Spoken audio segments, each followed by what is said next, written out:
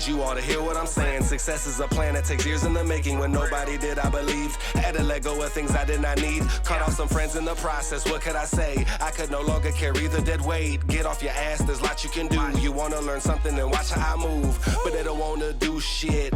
They wanna be spoon-fed like a little baby. That shit is crazy, boy. Change up your mindset. I get 3 days worth of work done in just one. 727 mindset is the hustle for us. You get it? They'll kind of give it to us from the brokers slash investors, because they're also investors' perspective. And then Andrew, who's an investor, used to be a realtor, but not anymore, so now he's on the other side, the consumer investor perspective. So let's kind of get started. I want you ladies to start with Ms. Kinga, like kind of introduce yourself, you know, what you do, and you know, where you're at, and then we'll just kind of work it, and then, you know, talk a little bit about what you guys think about this. Thank you. I'm glad to be here. My name is Kinga Korpacz. I am the broker owner of Realty. I have about 34 agents in my office. I also am an incoming president-elect for Main Street Organization of Realtors. We are the biggest organization, real estate organization in the state of Illinois. Hi, I am Jaime Birks, and I own Corona Realty Group. We've been in business since 2015. We recently, as of February of this year, we joined eXp Realty. We have about 15 agents right now. We do handle residential, commercial, business sales, rentals, in our brokerage as far as with 4 clients, and then we do our own investments as well, wholesaling. Awesome.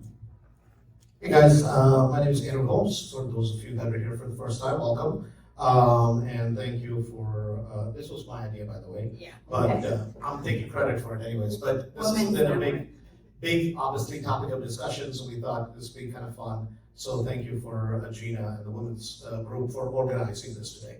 I think a lot of people, we were having a discussion earlier, will get a lot of tips out of what we're going to talk about today. Having said that, I was an agent since the age of 19 until about 32. And then since then until now, I've been a real estate investor, and we started this whole Chicago REIA now, National Real Estate Investors Group. So. Yes, and we'll give you guys more information about that at the end, but why don't we start with Ms. Kinga, since I know you work a lot with NAR and have a lot of kind of insider information. What's going on? Explain it to us as if we have no idea what's going on. So yes, as of August 17, in order for agents to show any properties or any buyers to view any properties, you have to sign a buyer's representation agreement that reflects it could be exclusive and non-exclusive, and that specifies that the buyer pays the commission to your brokerage or to your agent. And that just started a couple weeks ago. August 17, yes. So prior to that, were there buyer agent agreements? Yes, there were. Just no one was using not many people were using it, but yes, there were. Is there a difference between the ones now and the ones that were before? No. So a couple paragraphs have changed, just to show that you have to have a written agreement right now. And actually, as of January 1st, 2025, this will become a law. Right now, it's just for the settlement that we had to comply with the request of the settlement.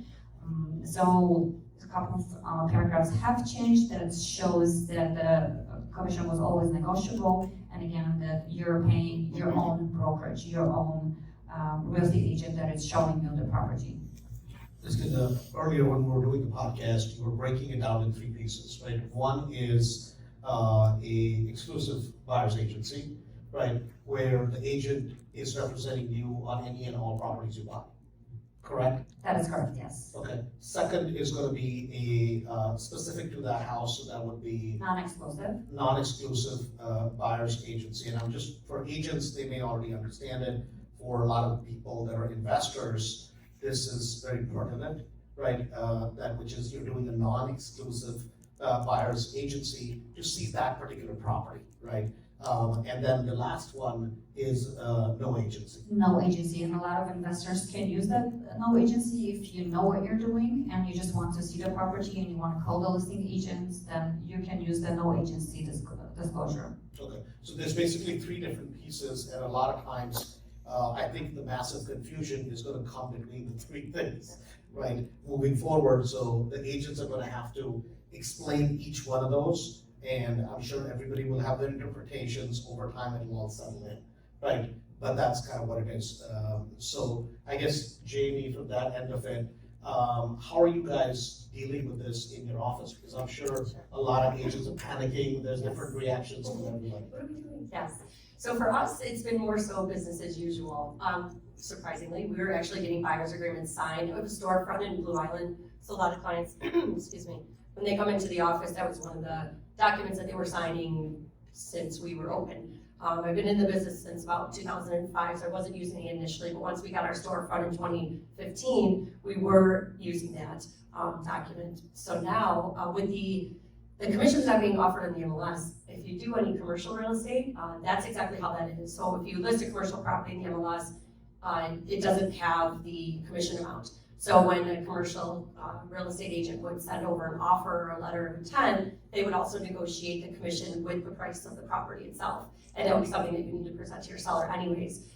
So with us, with getting the document signed and having the exclusive buyer representation signed and knowing which one of the three I find in the field, because we do list a lot of properties, I think the agents, as of to date, since the 17th, are a little bit more confused with the seller's addendum to ask the seller to pay the buyer's broker commission. They're really not understanding like how that works. Why do I need this document? And whether or not, I get a lot of calls like, hey, is your seller willing to pay a co-op commission? And that for us is, everything's negotiable at the end of the day. And I think for us, that document is helpful because if I say yes, and let's say my seller's giving them 2.5%, they have to get the seller's addendum to pay the buyer's broker commission. And if I say no, they're still going to get the seller's addendum to pay buyer's broker commission and then attach clearly the designated residential buyer's agreement they already have signed. So I have an example. I had one that was signed on the buyer's end, and then I submitted an offer and I asked the seller, because I knew it was multiple offers, so I asked the seller side to pay something a little bit reduced in order to try to make that deal, and we got the deal accepted. So there's a way that you can kind of negotiate every aspect of it, but I feel like the seller's addendum to pay the buyer's broker commission is probably the one document that a lot of the agents in the field are more confused about. And then what does it look like on the HUD? It looks the same, still looks the same.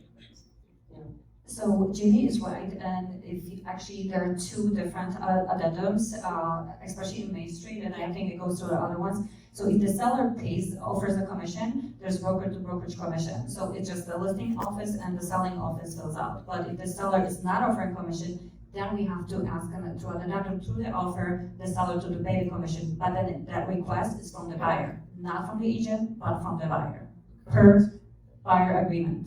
If I have my buyers signed up on a buyer's brokerage commission, I'm not even making the call, I'm just showing them the house. Because for me, if the buyer wants to see the house, whether or not the seller's willing to pay me, I'm gonna show the buyer the house. So I think for us, that's why we're just keep moving right along. It seems to be working for us. And that's the correct way to do it. So if in that situation, if then you negotiate the seller to pay the commission, then the buyer's off the hook as far as paying the commission, or is that an addition? Yes, you can't get both. So you have to one or the other. So the one that I had, we do menu-driven pricing for selling. So with our listing packages or to our buyers, we have different menus of different services that we provide, and that kind of gauges what commission we're asking. Because I think that's the whole. At the end of the day, I think that is the whole goal, is to have a very, very open the gates of the communication between the broker and the client. It's like, I'm going to provide these services for you. What are you paying me in return? So as long as it's worth it, I don't think any client has a hard time paying a broker to work for them, but they want to know that they're getting the right services and they're there to protect them and help them find the house that they're looking for, or investment, what have you. So with that particular buyer was signed up at a particular percentage, and I had asked the sellers to contribute a little bit less. So I feel like that helped, because I do get some agents on our listings where they have a buyer signed agreement at 2.5%, but then my seller's offering 2%. And And they're like, oh my goodness, but my buyer can't pay the other 0.5%. And that kind of sounds like a problem that they have. You can always go down in your commission. My stepson would say, that sounds like a you problem. So it looks like you might need to just sell that particular house that they want for the 2% if your buyer can make up the difference financially. Sometimes they just can't. Right. And that's okay. Sell the house. I think better than nothing. Right. And also vice versa, when you have 2% listing commission and the seller is offering 2.5%, we are not allowed to take the 0.5%. It goes to the seller, or we can negotiate on the price. Oh, good to know, because I know we were talking about this earlier, Kinga, like I've had, as an attorney, I've seen where they kind of double dip. And it's like, you know, they're getting the 2.5 from the seller side on the HUD, and then I see like another 2,500 as like marketing fee or something, and I'm like, what are you, and then I'll ask my client, wait, what are you paying this for? And they're like, oh, well, the realtor told me that I had to pay him this, and I said, well, the realtor's getting paid already from the seller. This is what, oh, well, I mean, that's what they told me, and it happens mostly in like the, you know, Hispanic community, the Polish community, where they don't really speak English very well, or they don't really understand it, so they don't go and take their time to read the contract and know what they're signing.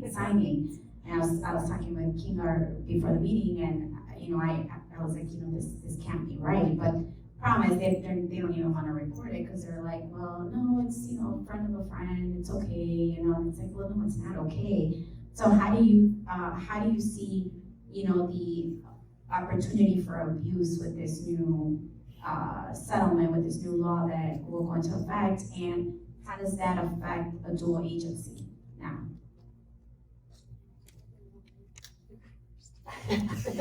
Let's hear the law first. So the new listing agreement actually specifies if you can take the retainer fee and what happens to it, if the listing agent can keep it, or it goes towards the commission. And same thing on the buyer side, because we can take the retainer, but it literally specifies what happens to that retainer money, and we have to explain this to our buyers.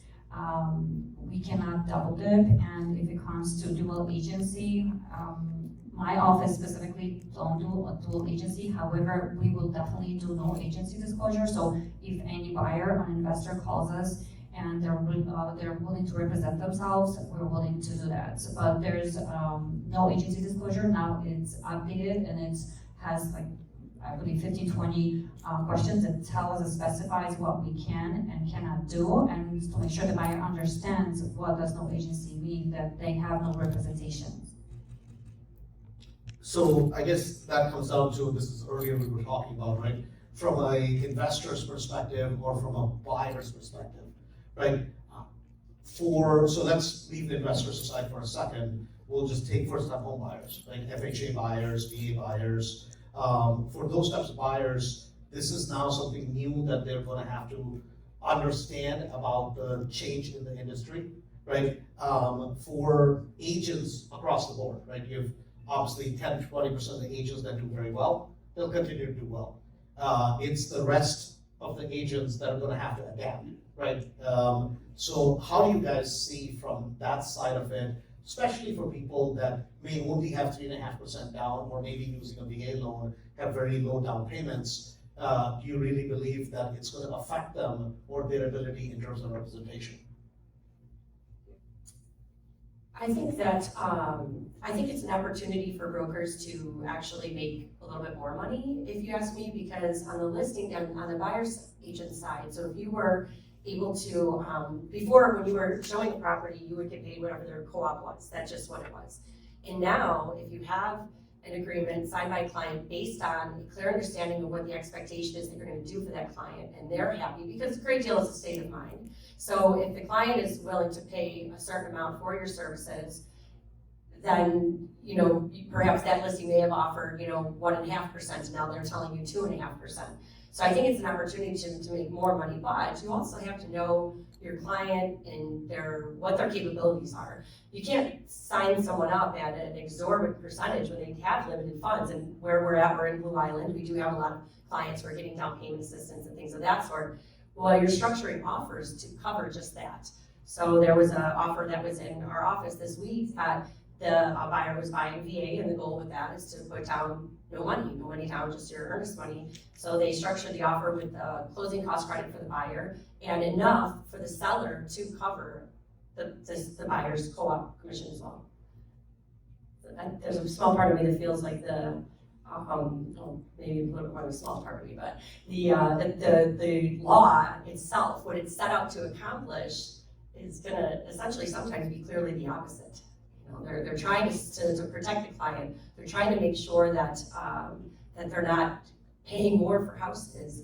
And here we are, almost in a position where we're able to get a little bit more because everybody needs to be happy. But sometimes it will work to the way it's intended for, I think. So piggyback on Jaime. So every buyer actually should interview their agent to make sure that those agents know what they're doing. And by the way, those agreements, the buyer's agreements can be signed for a day, for a week, for a month, and they're valid for either city or a county. You cannot put a whole state because obviously we're not an expert of the whole state. So it works on both ways. So you want to make sure you want to work with this buyer, and this buyer want to make sure he can work with you. So again, we can work for a week, for a month, or so. So we're gonna earn our commission to make sure we can protect our buyers, and yes, we can still ask for the commission, and the commission can be financed, or we can ask for the closing cost, for FHA up to even 6%. And if the seller agrees, the buyer will have that money to pay our commission. Jaime, in your office, you guys do dual agency or no? Not really. No. I've done like one dual agency deal in my 20 years of business. So, yeah.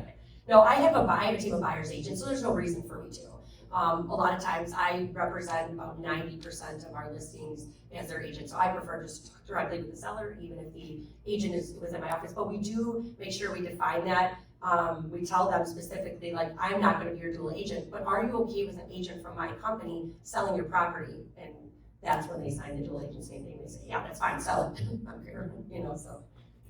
So, I mean, the reason I was asking that is because a lot of times from an investor standpoint, right, we're calling a listing agent, right, the property pops up, let's say on Redfin, I mean, it's just like a hot listing, and you call the listing agent, and from time to time, and it's gotten better, I can definitely say this, in the last year and a half, I've seen the difference, but a lot of times you'll call and you're like, hey, listen, I'm just looking to buy the property, and I don't want any agency. Like, even some agents didn't understand what no agency was, right? That's where kind of the problem started, because they're like, well, what do you mean no agency? Who's representing you? I'm like, nobody. I mean, I've probably bought more properties than you've sold, right? I mean, that's just kind of reality.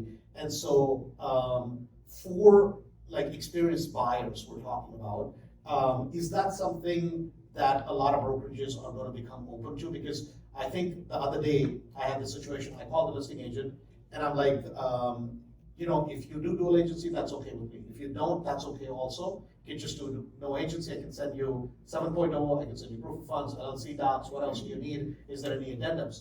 They're like, well, you just can't send that, sir. I'm like, what? Yeah. I'm like sending you all the documents, they're like, you don't have a license. I'm like, I understand, I'll put no agency on there also. They're like, well, that's not legal. I'm like, it's not legal for me to send you a real estate contract. And it's not the agent's fault. Genuinely, they really believe that I was doing something incorrect, right?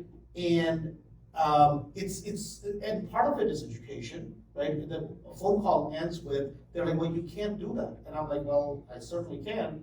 I'm like, you're not gonna do dual agency. You won't accept no agency, so you're forcing me to go to another agent. Now, I could have called REIA or anybody. The issue wasn't that. I'm like, you do realize you're opening yourself up for somebody like me to go after you, right? And I'll just do it for shits and giggles to make a point. But I think sometimes some of these things come up and it creates a challenge. And so that's maybe just goes down to the better education of agents sometimes. I have a question on mine, kind of goes with what you're saying. Why couldn't an agent broker write up the buyer broker agreement that the agent broker would accept up to a certain percentage or whatever the seller's willing to pay to selling agent broker? They could. Yeah, they could. They can, absolutely, they So you can. can get, I suppose if, Oh, sorry. So I suppose if you were, like, investor calls my office and says, I want to purchase a property and I have 500 units and I know what this is and I don't need to see it and whatever, you're sending the offer over. You obviously have a dollar amount in your mind of what's gonna make sense for you. I'm still gonna present it to my seller now. I mean, especially if I'm willing to say, let's say I said, yes, I'll do dual agency.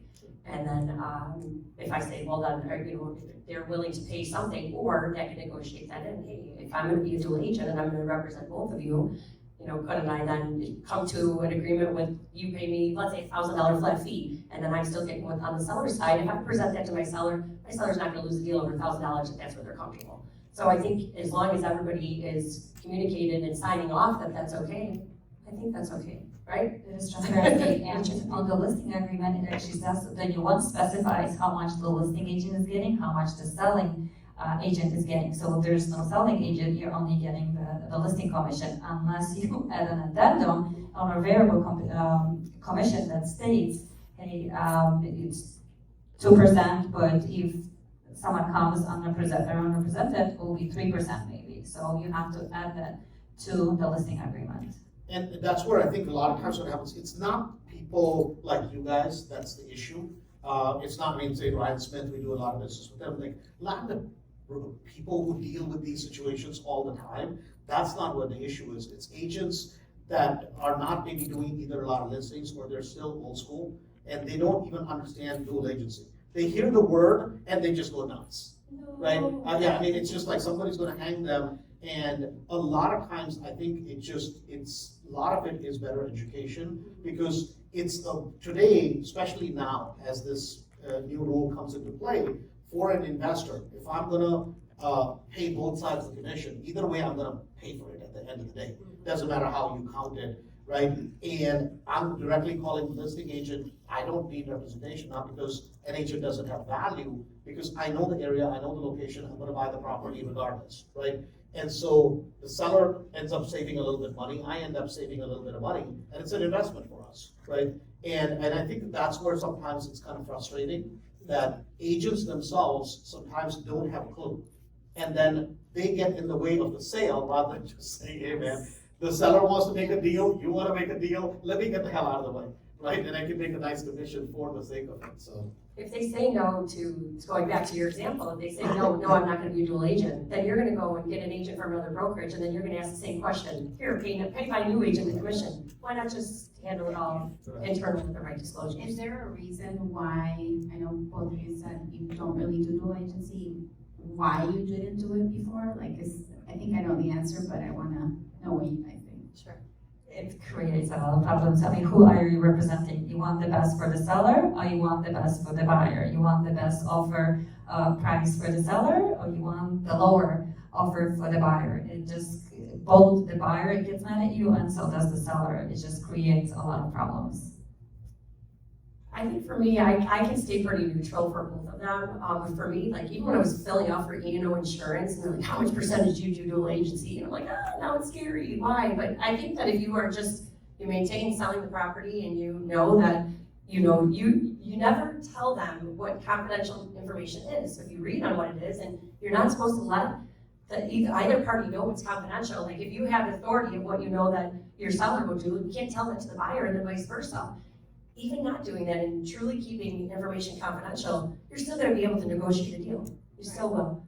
Because at a certain point, it's their offer, it's coming out of their mouth, and then you tell them, and I think it would still be okay. We're managing a lot of emotions, both for the seller and the buyer. Obviously, if an investor comes, there's no emotions, it's just numbers. Hey, this is what I want, and get it to me. But again, if it's normal seller, normal buyer, there's so much emotions, and I feel sometimes we're not a real estate agent, but a psychologist, just trying to keep everyone. This is true. Right?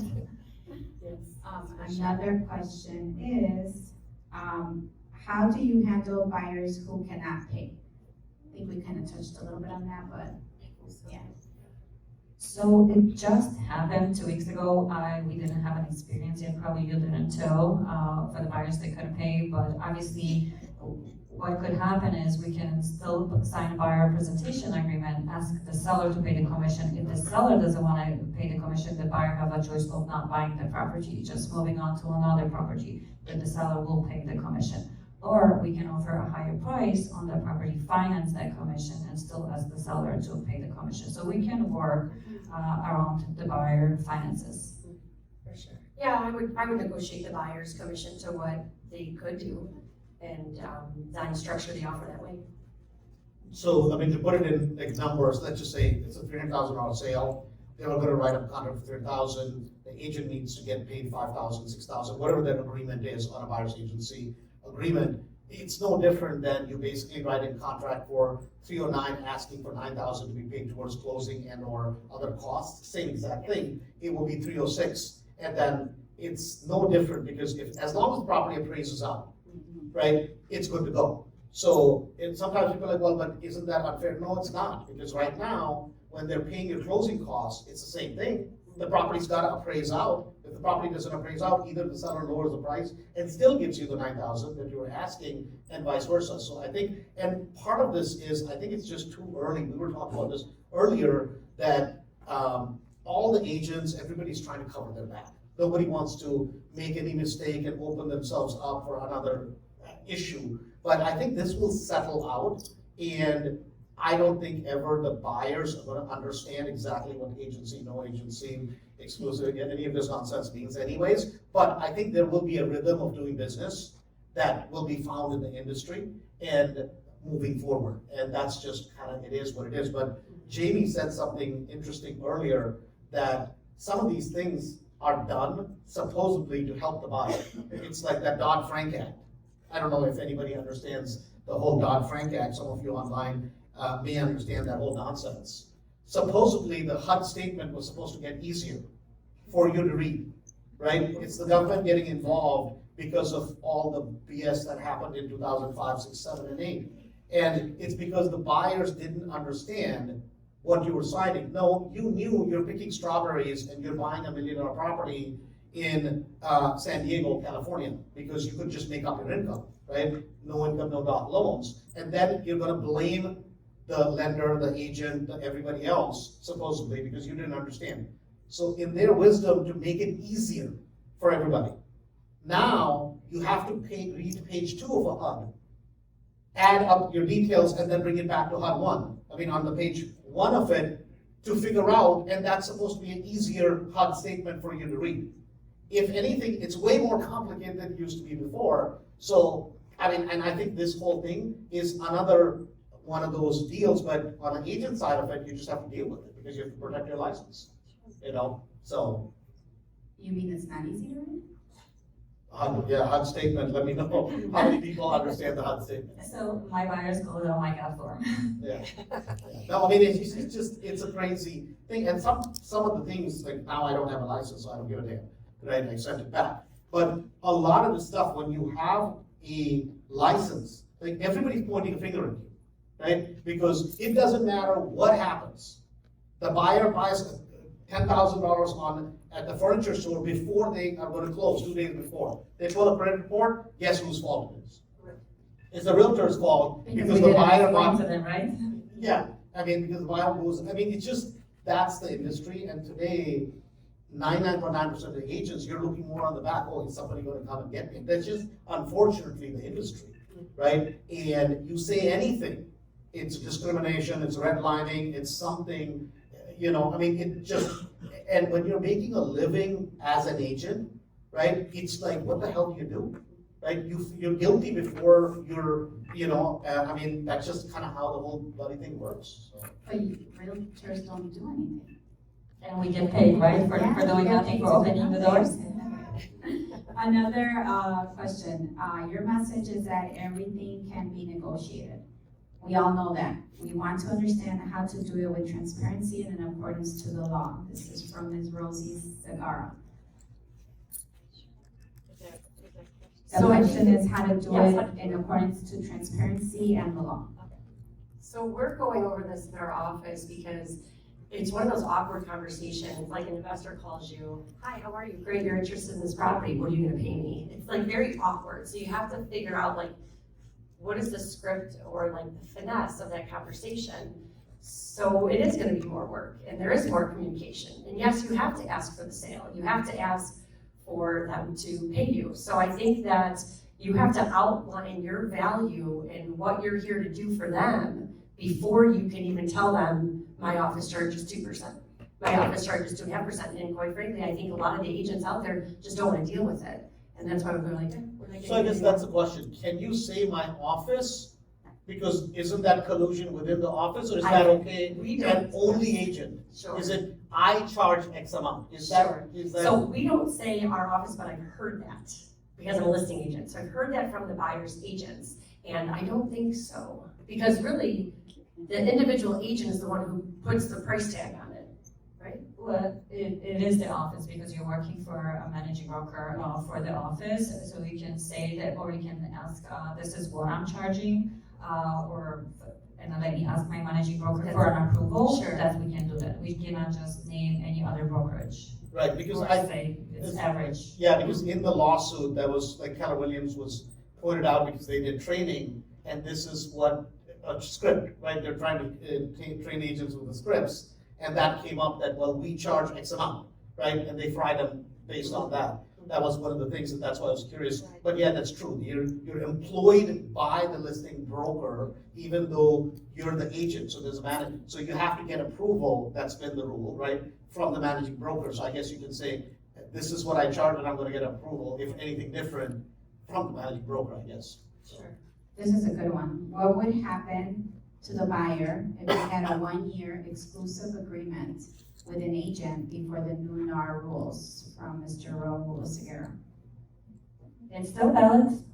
It's still It's valid. still valid. We had buyer's agreements before, so it's still valid. Oh, that's awesome. Another one. How will this affect a wholesaler?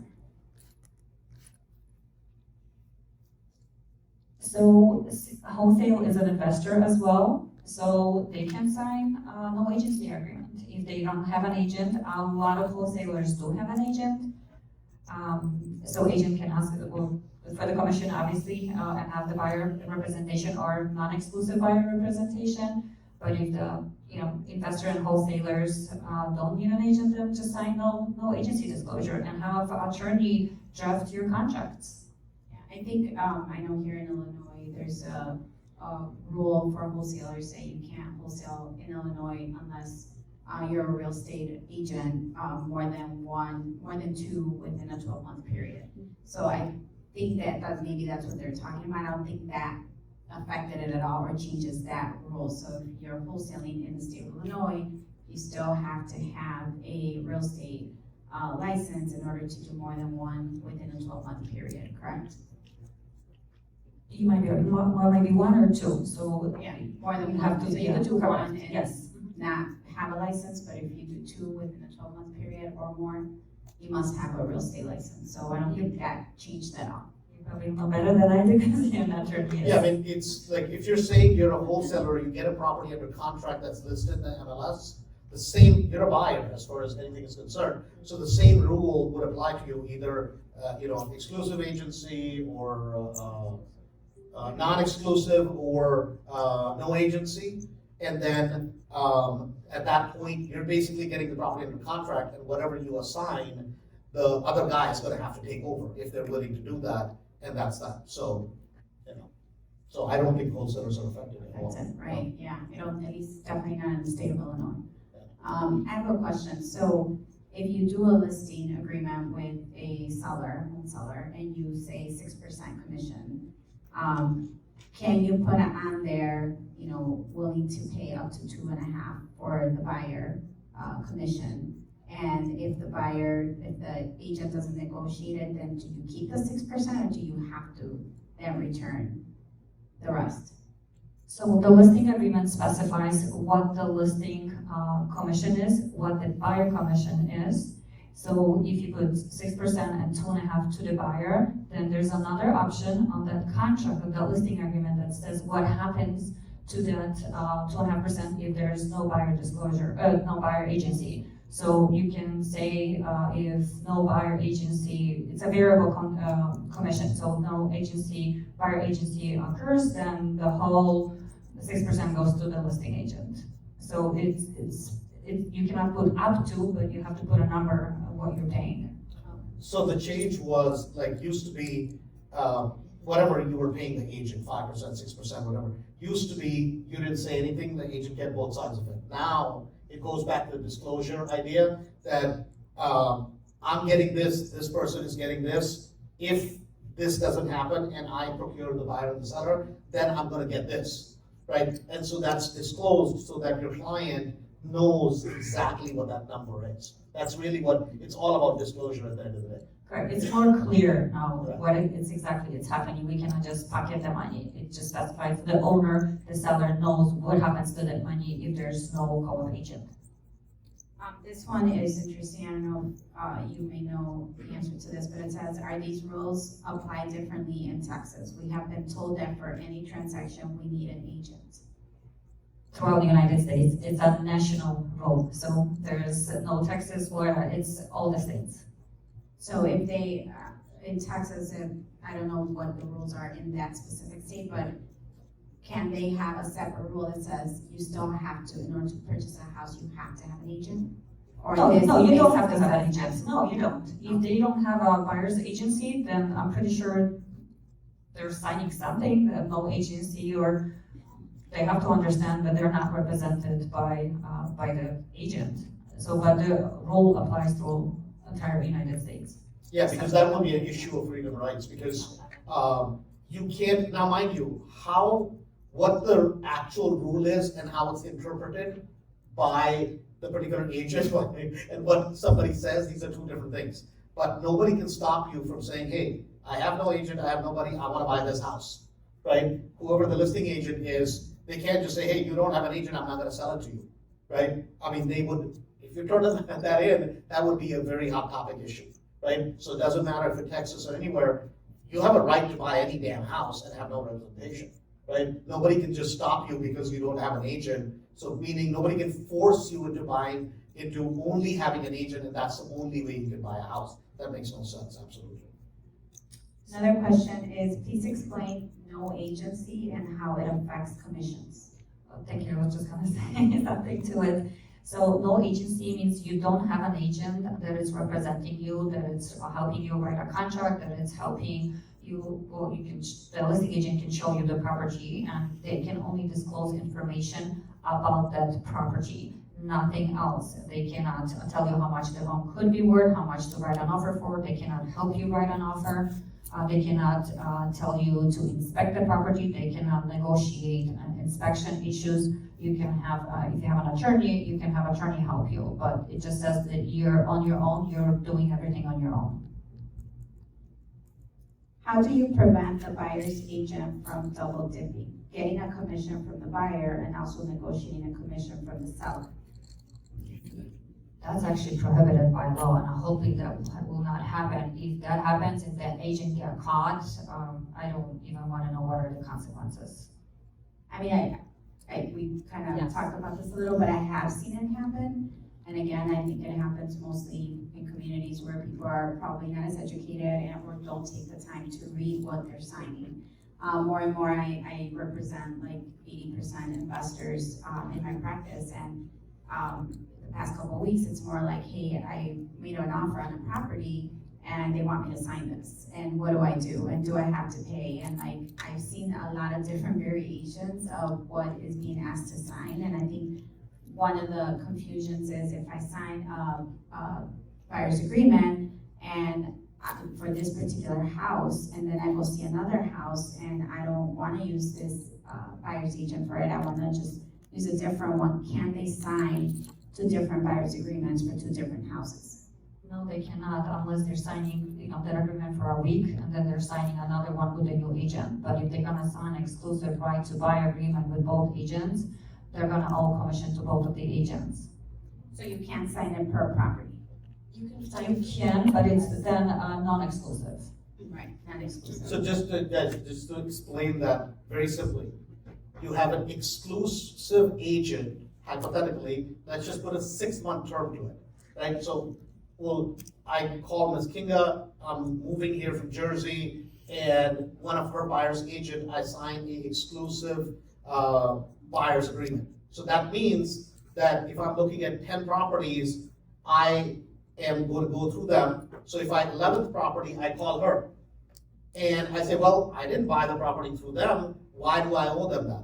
Is that within the 6-month term? Did you sign an exclusive buyer's agency?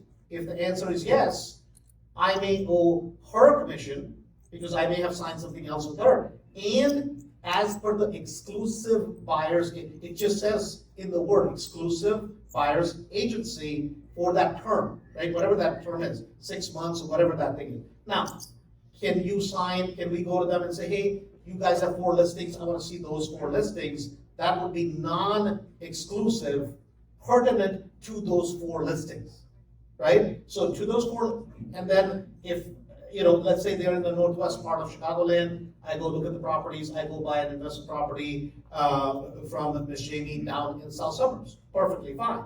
But you're being unfair to the broker, in this case, we're just saying Ms. Kinga's office, where you signed an exclusive buyer's agency, right? And they're showing you 15 or 20 properties, next day you go buy a property from somebody else, then that's unfair to them because they've just wasted 15, 20, 40, 50 hours running around like a chicken with the head chopped off, showing you properties, and now you just go and buy a property. So it's the problem is, I think in some of this stuff, people don't understand the difference because they're signing paperwork and then they're like, oh my God, I got myself into hot water, right? Is kind of what it is. So also the listing agreement, so the buyer can have 2 exclusive, but 2 different cities. Like you can sign with me for like Cook County and DuPage County. You can sign with Jaime with, Lake County or different county. So they can have 2, but it has to specify which county or which city or municipality you're buying. If it's outside that, they don't owe me any commission.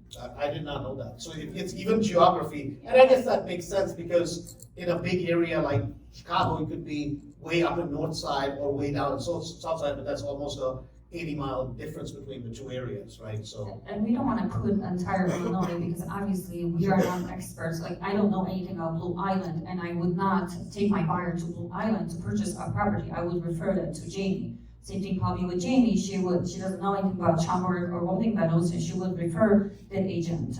We have to do what's best for our clients, and if we don't know those areas, we should not be service them. So one was exclusive, to go back to exclusive, where you're locked in for a period of time and location or geography. Non-exclusive, where it's pertinent to that property, ABC, 123 Main Street, let's say, right? And then you have no agency, right? Where it may be one of their listings, they're not representing you at all, right? At all. So they have no rights to you, nothing except just be honest with you, that's it. Right? And that's the end of it. Now you have no agency, so you're a free bird, right? And that's kind of the 3 categories, and that's what we were talking about, that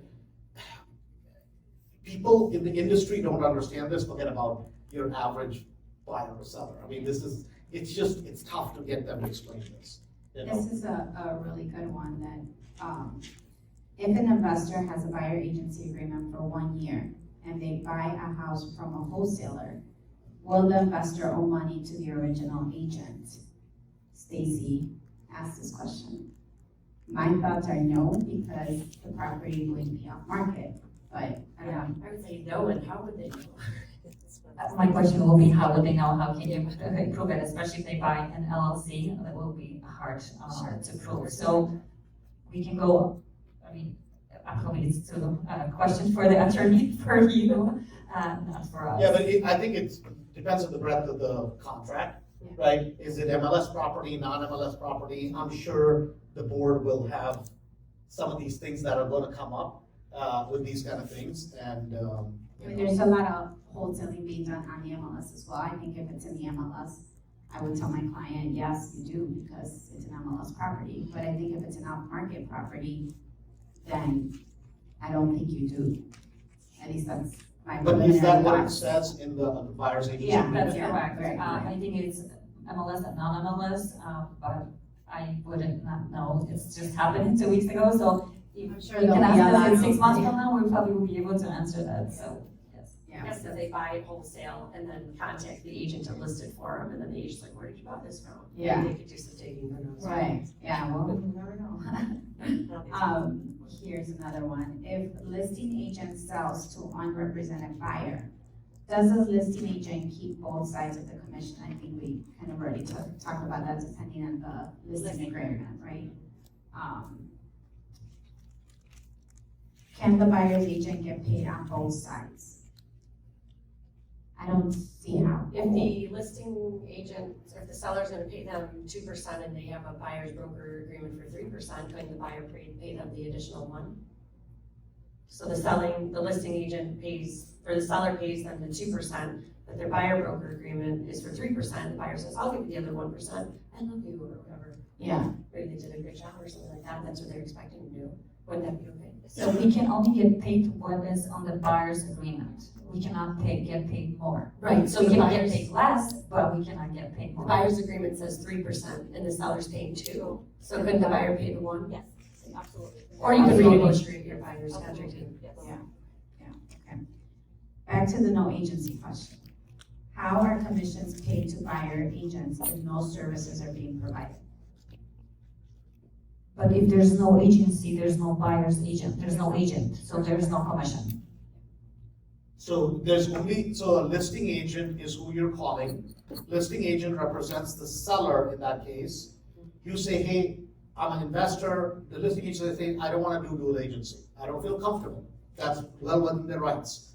You can say, hey, listen, I don't need representation. I still want to buy the property, so I want to see the property, right? So it becomes no agency. So you have nothing to do with their commission, doesn't really matter. It's between the listing agent and the seller. If they had agreed X amount of dollars, whatever the commission is, that's all they're getting. There is no two agents in that particular situation, so there's no question of having to compensate a buyer's broker in that case. So out of the 3 agreements, there's the 2 of them have a buyer's broker commission, the last one does not. So it's not wrong to put entire state of Illinois, just frowned upon? No, you cannot. So you You're have to put you're an entire state. misrepresenting. Yeah, we don't even have access to all the properties in entire Illinois because there are different MLSs. So you can get a referral fee from the agent that we're referring it to, but no, please do not put entire Illinois on the listing, on the buyer agreement. Is that for like every state, or is that just for Illinois? I'm not sure what other states are. I just know only for the Illinois. Okay, all right. Does anybody have questions over here? I know we keep going to the online. Yeah, if you, we need the box. Can you throw that box to her? Oh, Wendy, the box girl. Who needs it? I'll be here. So my question is, just to clarify, that if my buyer agreement says 2.5%, and if the seller is only agrees to pay 2%, then the 0.5%, I can negotiate with buyer. But let's say if it's 2% and the seller is paying more, then can I not rewrite the buyer agreement? You should not, no. Or- Same thing with the listing. When you guys have a listing agreement, it says how much you're getting on commission. So when you pay, you're getting that commission. You can lower it, but you're not supposed to make it up, get a higher price. So if your buyer agreement is for 2% and the seller is offering 3%, you can only get 2%. You can negotiate that 1% in a purchase price or a closing cost for your buyer to get it, but you're not supposed to get it. It's very clearly spelled in the settlement that you're not supposed to get it. You can only get what you want, what you need. So if the buyer, if you have 2%, 2.5%, and the seller is offering you 2%, I'm sorry, 2.5%, and the seller is offering 2%, your buyer is liable for paying you the 0.5%. Right, but that 1%, let's say if my buyer agreement says 2% and if seller is willing to pay 3%, then I can still fight for that 1% for my buyer. That is correct. You can negotiate on a price or on a closing cost, yes. And is it legal and ethical to give cash back to buyers? Because it's a very cultural thing, but I just wanna.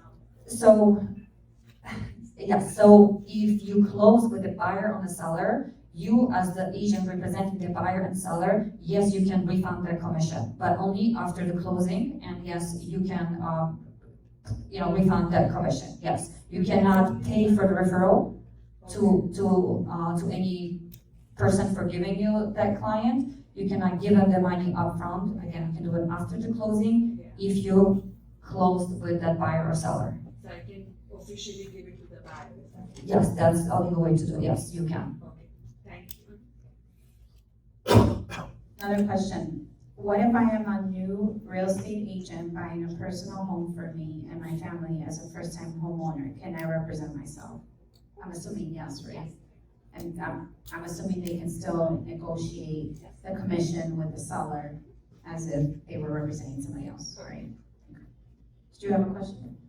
Yes. Suppose I'm a buyer. And somehow, because commission is negotiable, I told my agent, I'm gonna pay him 1%. He told me, don't worry about it, I'll get the rest of it from the seller.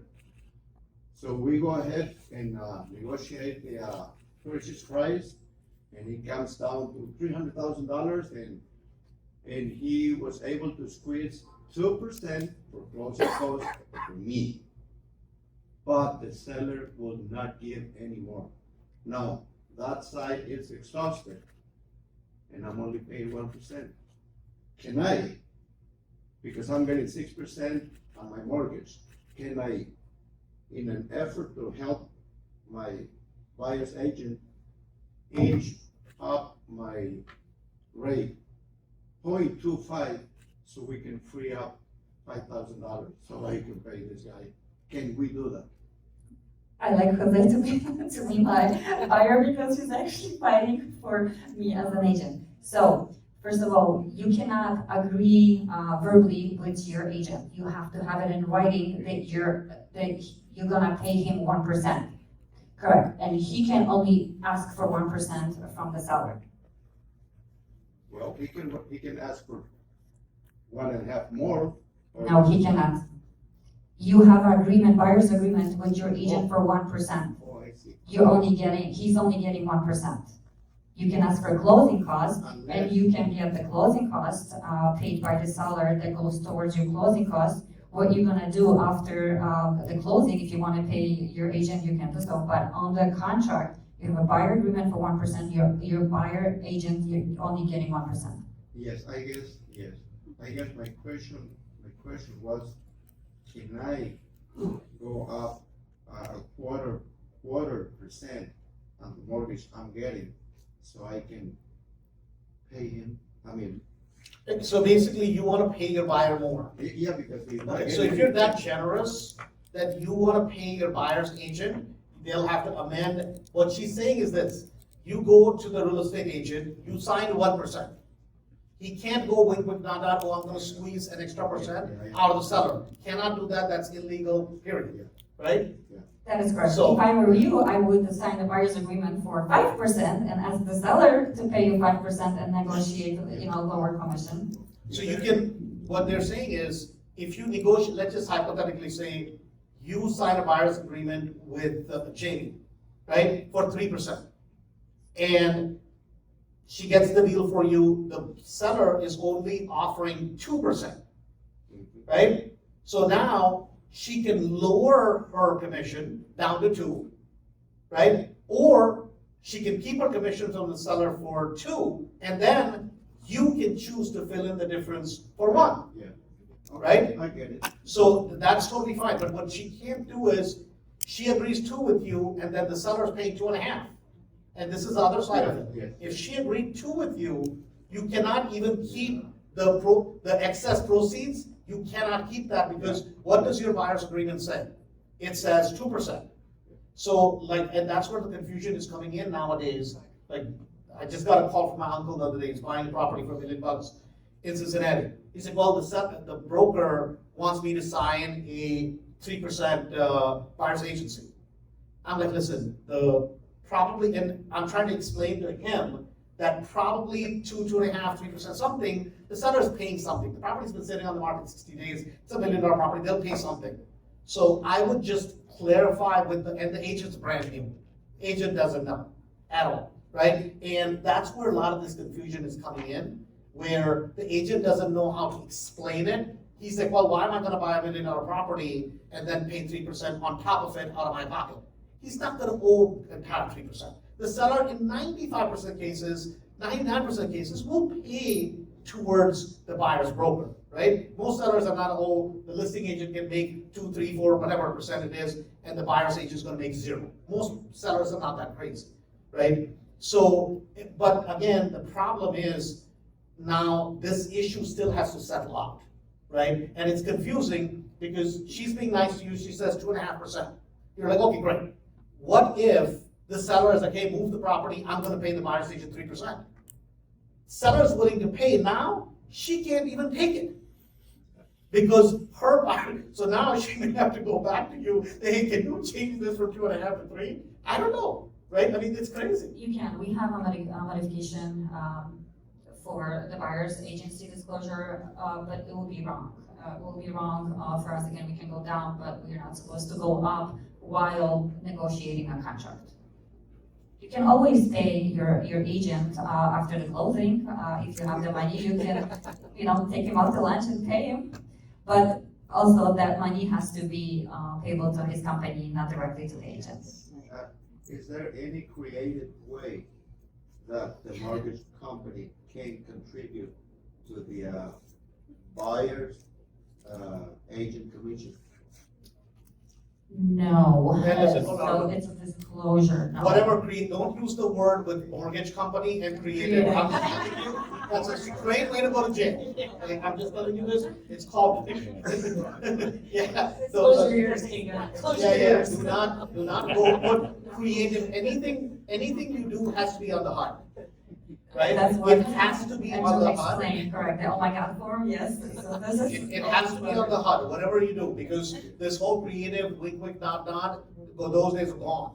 Believe me, they've been gone for a long time, and there's no reason to. If you're doing everything by the book, genuinely, hypothetically, let's just say, I go to her, they're working the south side, they're working their butt off. They get me great 2 or 3 properties, right?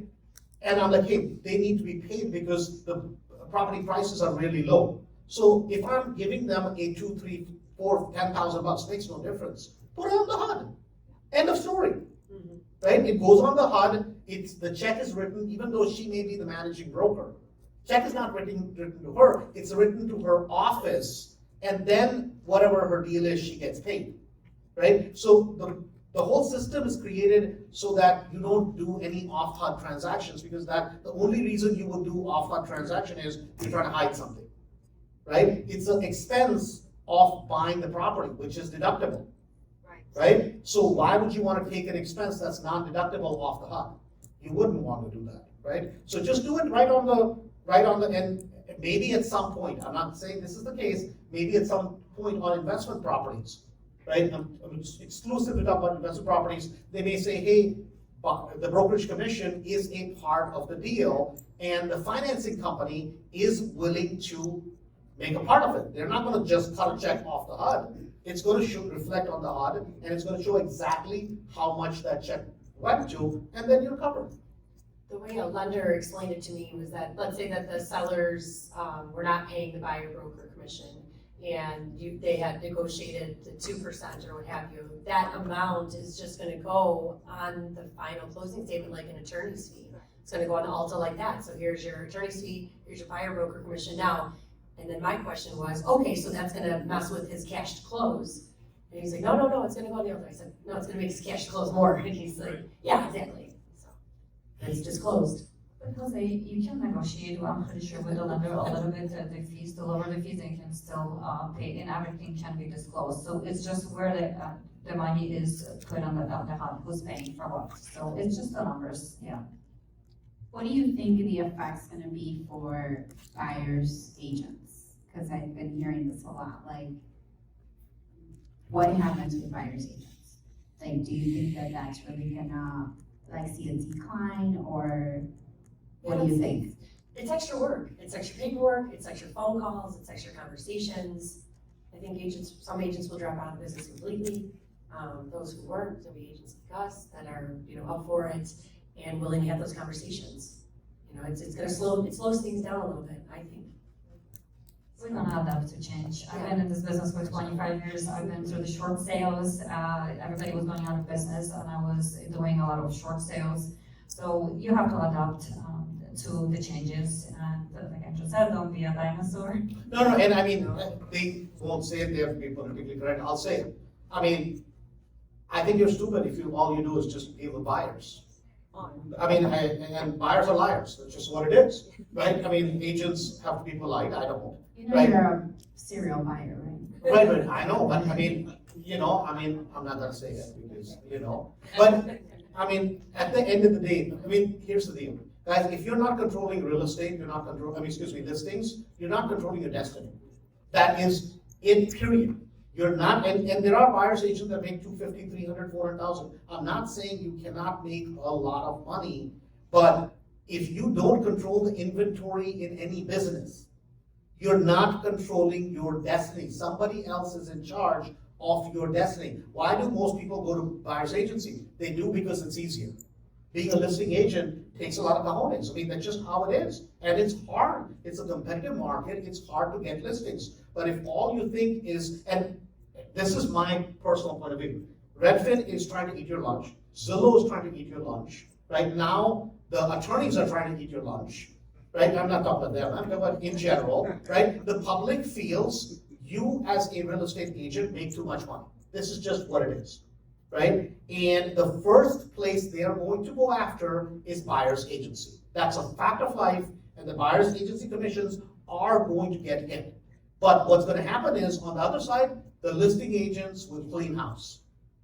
Because guess who's going to control inventory? No. I mean, and any listing agent that does a lot of listings, I see Kinga's name a lot, these guys do a lot of business. They're like, well, because what's going to happen is you'll see that. You have 3 million agents, it's going to go down to about 1.5 million. Guess who's going to do more business? People have been doing more business. And they'll control more inventory. After every turnover happened in 2008. People who are doing well, yes, when there's some hard times, sure, everybody went through that. But then on the back side of it, they clean house. And this is going to happen now. So 90% of inventory is sold by 10% of agents. Yeah, so 10% of agents list 90% of inventory. And if you're not listing properties, it's going to hurt you. It is going to hurt you financially. So Andrew, tying into that, what now for those people? What do you suggest? I mean, I'm not supposed to say this because I'm supposed to be politically correct. Just like Andrew, there's a lot of agents today online, don't make any crazy comments, right? And so, and I mean this sincerely. Guys, I genuinely believe this. If you're in real estate and you have a real estate license, you have the biggest lottery ticket, right? I mean, we were talking about this. You have the biggest lottery ticket and you're an idiot. If you make everybody else rich, we're supposed to be so judicious, helping the world, right? Listen, first look at your own backyard. Help yourself some, right? I mean, I know agents literally doing $1 million in GCI, gross commissions earned, that don't have a penny to their name. How is it possible you're doing 20, 30, 40, 50 transactions a year and you don't yourself own investment properties? Either you don't believe in your own product, right? Or you really need mental health. And I mean this sincerely. I mean this, and I'm including me from the age of 19 till the age of 32, right? I owned 0 investment properties. So I'm not saying I'm any, because the problem was in the industry, we're supposed to be cool. We're supposed to drive nice cars. We're supposed to know everything. And when we don't have a penny to our name, we're supposed to act as if we're rich. Because that's called fake it until you make it. No, this is our industry of morons, right? And I was one of them. And at the age of 32, I'm like, I'm not going to be this idiot because you work a lifetime, you have no 401k, you have no savings, and there is nothing. The reason I started investing was that I was sick and tired of being sick and tired. And I mean this, but anyways, I'm going to be done. You guys go ahead. Well, I mean, what? I was just gonna say, if you're a buyer's agent only working with buyers, you need to join a team that lists houses. You need to join a team because that's what's gonna really give you the opportunity. You want more buyers, get more listings. You have listings, you're gonna have more buyers. It feeds itself, it does. And you have limited time that you can take so many buyers at a time, right? You can have as many listings as you want, you can build a team, but I mean, how many buyers at once you can work with? I mean, you need to sleep somehow, sometime. I mean, Kinga, you do a lot of listings, obviously, you have a team, you have an office you run, but you're buying a lot of investment properties, you're buying a lot of investment property. So why do you think in our industry that's not the norm? I think a lot of agents are afraid. Yeah. To make that first move. Most of my agents in the office, most of them are investors, and it's the first time that they're buying. Literally, sometimes I just speak with them for a week to make sure their emotions are calm and they're not afraid to buy it. And then they're just go crazy, like, oh, this is the property I'm buying, this is the property I'm buying. Hey, boss, I just bought another property. So it's just a fear if I'll be able to make it, if I'll be able to afford it, if I'll be able to find a tenant, if there's a lot of ifs. So they're just afraid. But once you buy it, just a lot of things fall into place and you're just like, oh my God, why shouldn't I have done it a long time ago? I mean, I genuinely believe this, that, I mean, I think in real estate, we're crackheads. And we love that next fix. I mean it. It's like the commission check, and we're chasing that because we don't know if that commission check, when the next one is gonna show up. Right, and the next one, and I used to go to this guy by the name of Mike Ferry, right, and he used to always say, it's like, we're chasing the next commission check because we don't have enough listings. If you have enough listings, good market or bad, things will sell, you'll automatically get paid. Doesn't really make any difference. And the other challenge is offices are trained to keep agents productive. Because an office doesn't get if your agent starts doing too much investments, then their production is gonna fall, actually, because now they get too busy, right? They're too busy doing their own investments, and so offices, as it is, have small margins. And the industry is tailored towards, and rather than, and I'm being serious, that rather than that next crackhead, you gotta figure out how I'm gonna own the old poppy farm. And that's what investing is. Either you're running on a treadmill, or you're gonna own treadmills that other people run on. And we're laughing about this earlier, which is that you have today, guys, 25% of the market, right? In Chicago, it's 28%, is real estate investors. Number one, real estate investors that are sane should be your best friend, because they can buy repeat transactions from you and you can repeatedly sell their transactions, right? And there are amongst every 10 people, you'll find 2 or 3 good, solid people that'll be loyal to you, that'll give you a lot of business, and you can build a fortune with them, right? Not only help them prosper, you can prosper and then start building your own portfolio. Would you guys agree with that? 100%. 100%, yes. And this is something really important. Unfortunately, it's not talked about. And genuinely, I experienced this. Agents in my own office, RE/MAX office, and RE/MAX supposed to be clear number 1, right? And they used to laugh at me. Oh, you really think your investment's gonna work? I'm like, man, you're that big a moron to laugh at me when I'm trying to invest in something, right? Where they should have been participating, they should have been watching, so that if this guy can make it, maybe I can. But the problem is that jealousy causes them, now, guess what? I'm laughing at those bastards. And the reason I say that, like a lot of times people won't say that, it's genuine. Because you're desperate, you're trying to buy one property, you're hoping, hey, it'll worth me something, hopefully I'll collect rent, hopefully I'll be able to flip it, then another. It's hard. The problem is there's no support system. Because if you get 2 properties, oh my God, you're gonna take food off my table. And this is the mentality we all have to deal with, and that's why investing is hard. So. Guys, I'm a single mom. I have 3 children. Both, to my oldest son, I bought them properties. They're on their own. I given the down payment for it. I paid for their schools. My daughter is in medical school. I'm paying for that school. She doesn't have a loan. So real estate investment gives you a freedom. I don't buy things so I can show off. I buy investments, and those investments buy me the things that I want. With our office, we have a team of agents, and they start out as buyer's agents, but we encourage them and show them how to invest, and they help train other agents coming in. So it's like a constant system where we're helping them learn how to invest. They're helping other agents that come in be buyer's agents, and we're never not having agents to help service our buyers for our listings, because it's a constant helping system. So they're really good with each other. I think it's important, and I hear this all the time with my clients. I'm also a real estate broker, but I only did it while I was in law school so that I can survive, because I couldn't work. Sold 2 houses my whole life, and that's more than I ever want to sell in my life. But as an attorney, I hear this a lot from my clients, and I would assume it's the same for realtors. Like, you know, a lot of my clients are like, you know, thank you for the help with the closing, because not only am I an attorney and I know the law, but I'm also an investor, and I can understand what they're talking about, and I know that, hey, if I can get your title fees reduced by $500, that's, you know, 2 new windows, like, I get that. And I think with realtors, when the best transactions I have is when I have realtors that are actually investors as well, because they know how a transaction works.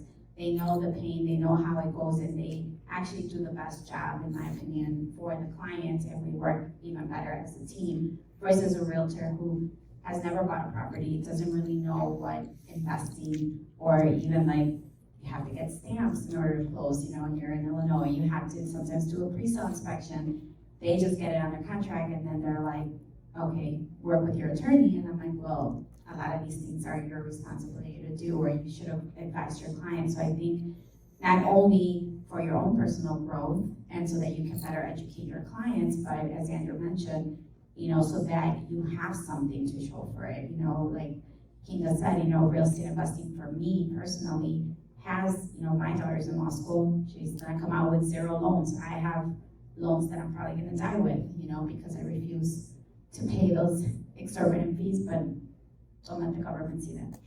You know, but seriously, like, it's definitely the financial freedom, you know, that long term, because as a realtor, you don't have a 401k, you know, unless you buy into one, right? Do one on your own.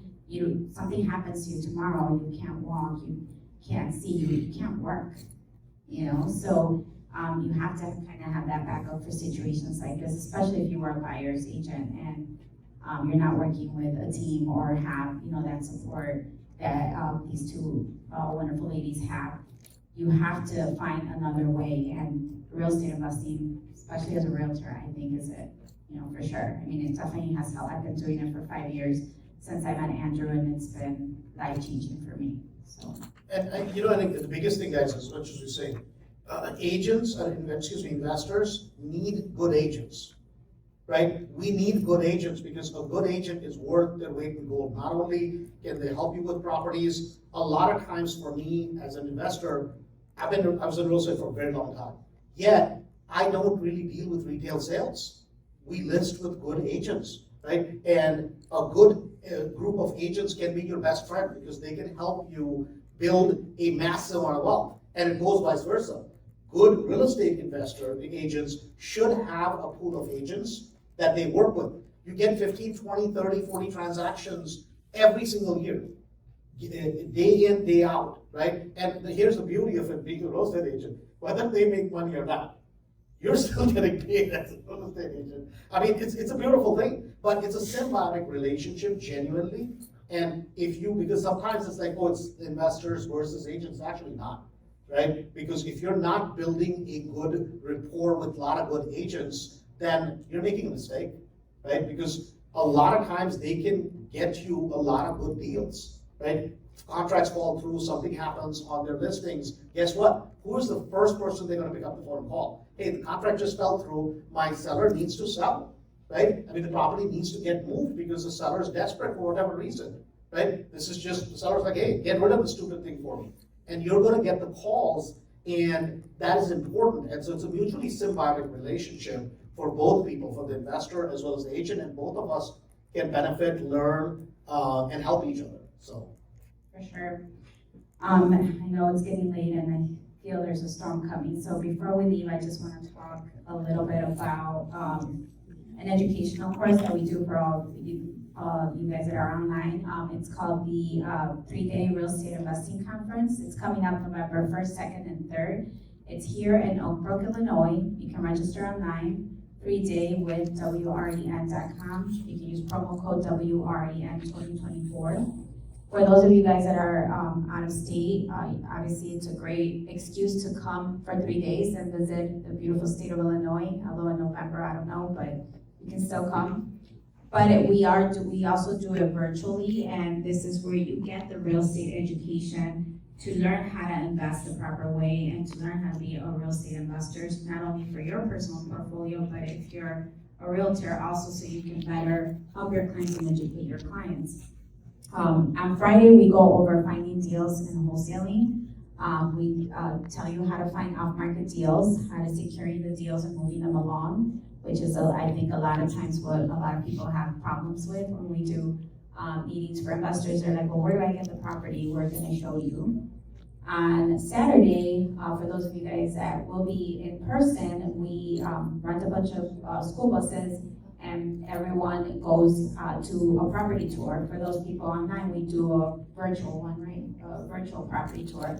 That you'll see properties in all stages of life, whether it's one that just started, completely gutted, one that's in the middle of a construction, one that will be used as a Airbnb, maybe one that's completed. And these are actual people that belong to a program that are working on these properties.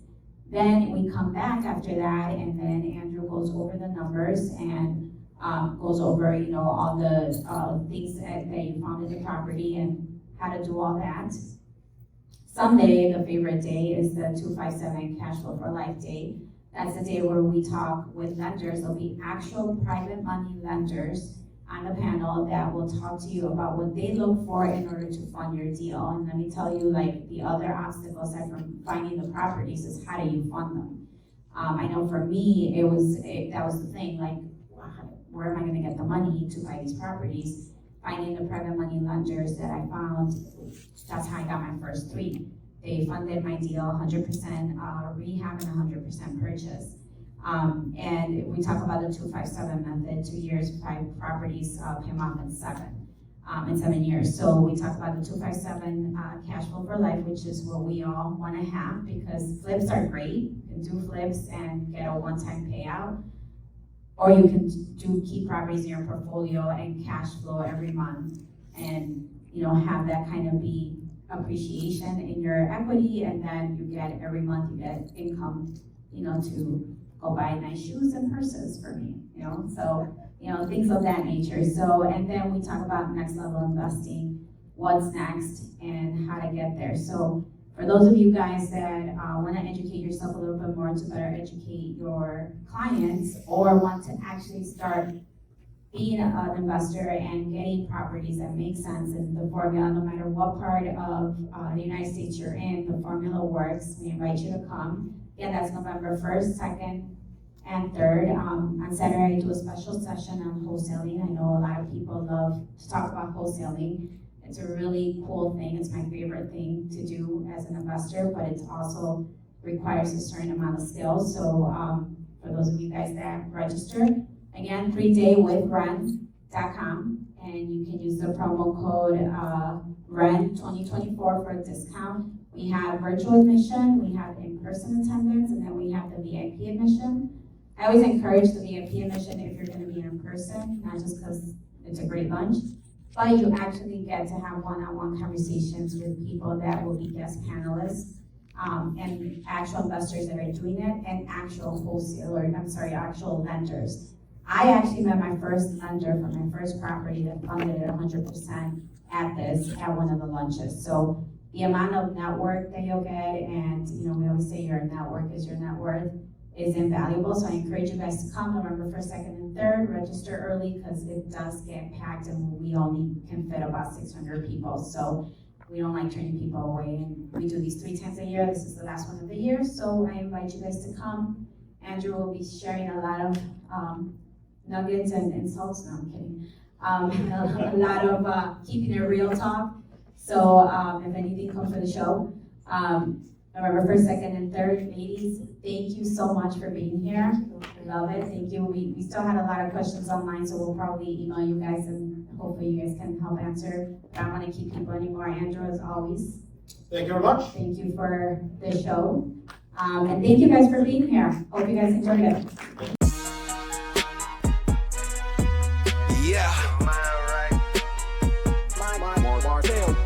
I'ma need you all to hear what I'm saying. Success is a plan that takes years in the making. When nobody did, I believed. Had to let go of things I did not need. Cut off some friends in the process. What could I say? I could no longer carry the dead weight. Get off